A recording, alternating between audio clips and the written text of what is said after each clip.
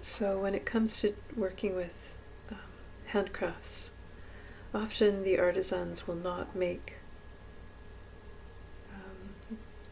the true value of their time in terms of what they put into the items that they're crafting. There's distinctions, though, to be made in terms of the selling of craft items. For example, I mentioned before that I don't sell the ceremonial items.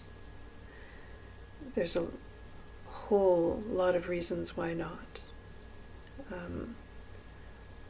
In terms of a cultural relationship to the traditional craft and to the ceremonial items, it's considered, from a Slavic perspective, that it diminishes the power of the talisman or the item to sell it. It ought to be gifted. And in fact, sometimes the materials ought to be gifted to you, or to have been harvested or gathered in a ritual means. So rather than selling talismanic items, if somebody wants them, I ask for a donation. Actually, culturally, it would have been understood that people would leave a donation and the person who's doing the creating wouldn't even have to ask for it. It would just be left for them in the exchange. However, a lot of people are not culturally trained with that understanding, so I let it be known.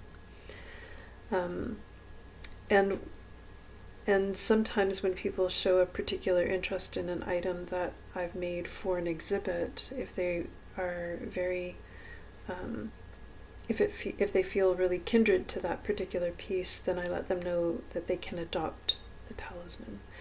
Adopting a talisman means that they are taking the responsibility of care for that item.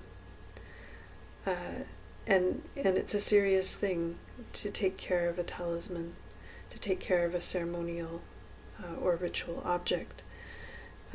There are certain guidelines in their care, and there's certain guidelines in their disposal. And so when somebody is adopting a piece, they're adopting it with that understanding. When I'm selling items, such as the things that I'm making, usually they're functional items. They're items that are meant to be interacted with. Whether it's something that's worn or used in the day-to-day life. Most often, if I'm going to sell something, it's because it's an object in that way. There's a usage for it.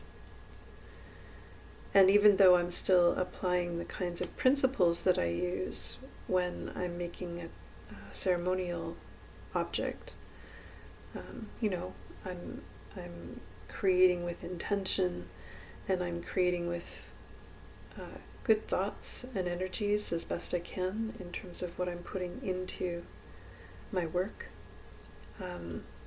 There is a distinction between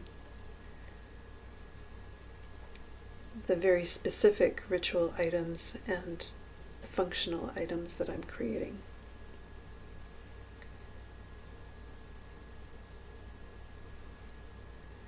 And as I mentioned before, taking time to get to know an artist's work and supporting artisans, even paying more for an item than what the artisan may be asking, is a very important thing for them to be able to sustain and have livelihood, and to continue to hone their craft. Just a few thoughts.